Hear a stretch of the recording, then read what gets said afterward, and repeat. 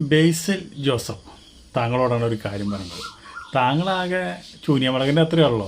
താങ്കളുടെ സൗന്ദര്യം കണ്ടിട്ടോ അല്ലെങ്കിൽ താങ്കളുടെ ഹകാര ഭംഗി കണ്ടിട്ടോ ഒന്നല്ല മലയാളികൾ താങ്കളെ ഇഷ്ടപ്പെട്ടത്. താങ്കളെ നാച്ചുറൽ അഭിനയം അത് കണ്ടിട്ടാണ് ഞങ്ങൾ ഇഷ്ടപ്പെട്ടത് എന്ന് വിചാരിച്ച് നിങ്ങൾ എന്ത് പ്രാന്തം കളി കാണിച്ചാലും അത് പ്രേക്ഷകർ അങ്ങോട്ട് കണ്ണുമടച്ച് തൊണ്ട തൊടാതെ വിഴുങ്ങുമെന്ന് നിങ്ങൾ വിചാരിക്കേണ്ട. കാരണം എന്താണെന്ന് വെച്ചിട്ടുണ്ടെങ്കിൽ നിങ്ങളുടെ പുതിയ പടം അതിരടി പട, അതിരടി അടി അങ്ങനെ വേണം, പടയല്ല.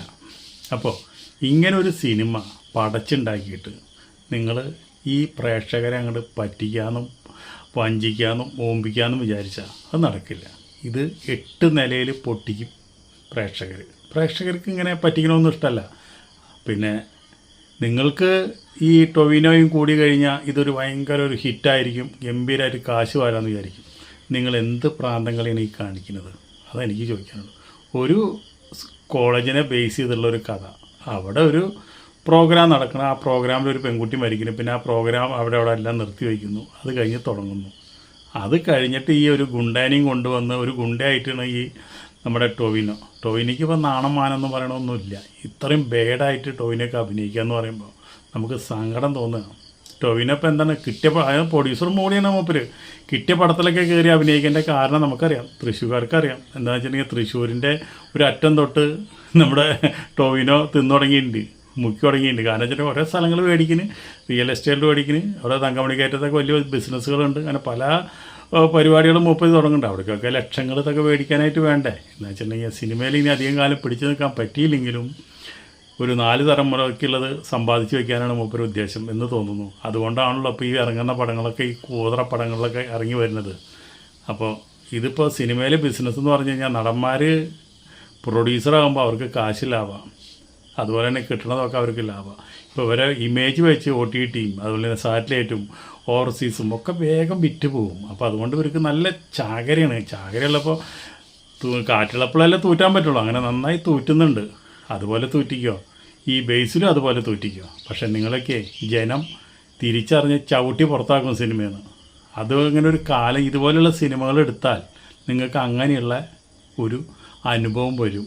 അതുകൊണ്ടാണ് പറയണത്. ഇപ്പോൾ ബേസിൽ നമുക്ക് ഒരു ഗ്യാരണ്ടി നടണം. ഇത്രയും ബേഡായിട്ട് ഇത്രയും മോശമായിട്ട് അഭിനയിക്കുന്നു ഞാൻ സ്വപ്നത്തിൽ വിചാരിച്ചില്ല.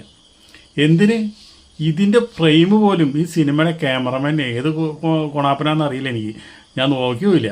അപ്പോൾ അങ്ങനെ ഒരു ഫ്രെയിം പോലും ഡയറക്ടർ ഒരു നല്ല ഫ്രെയിം പോലും ആ ക്യാമറമാനോട് വയ്ക്കാൻ പറഞ്ഞിട്ടില്ല. അതാണ് ഏറ്റവും വലിയ കഷ്ടം.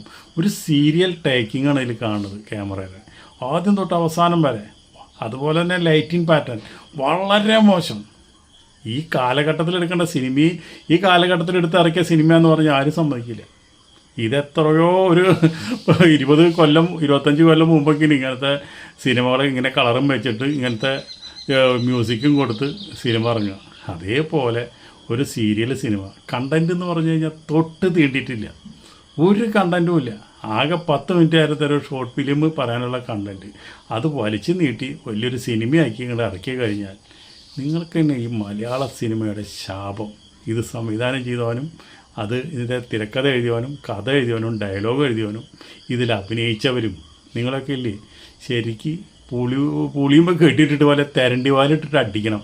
ഇങ്ങനെയുള്ള സിനിമകൾ അല്ലെങ്കിൽ തന്നെ സിനിമ കാണാൻ ജനങ്ങൾ തിയേറ്ററിൽ വരുന്നില്ല. ഇങ്ങനെയുള്ള പടങ്ങൾ കണ്ട് അണ്ണാക്കിലേക്ക് തരുമ്പോൾ പിന്നെ എങ്ങനെ ഈ സിനിമാ ലോകം നന്നാവുക? നിങ്ങൾക്ക് സിനിമയില്ലെങ്കിൽ നിങ്ങൾ ബേസിൽ ഇങ്ങനെയുള്ള സിനിമയിൽ അഭിനയിക്കാണ്ടിരിക്കുക. കാരണം എന്താണ്, ഞങ്ങൾ നാട്ടുകാരെല്ലാവരും കൂടി പിരിവെടുത്ത് നിനക്ക് എത്ര കാശിൻ്റെ കുറവെന്ന് ഞങ്ങൾ തരാം, നീ ഇങ്ങനെയുള്ള സിനിമകൾ വരാതിരിക്കട്ടെ. ഒരുപാട് ഞങ്ങൾക്ക് പ്രതീക്ഷയുള്ള നടനാണ് ടൊവിനോ അതിനേക്കാളും വൃത്തികെട്ടവനായിട്ട് മാറിയിരിക്കുന്നു. വൃത്തികെട്ടവൻ എന്ന് പറഞ്ഞാൽ ഇതിനേക്കാളും വൃത്തികെട്ട അഭിനയം മൂപ്പരയിലില്ല. ഇതിനു മുമ്പ് വന്ന പടം അതേപോലെ തന്നെയായിരുന്നു.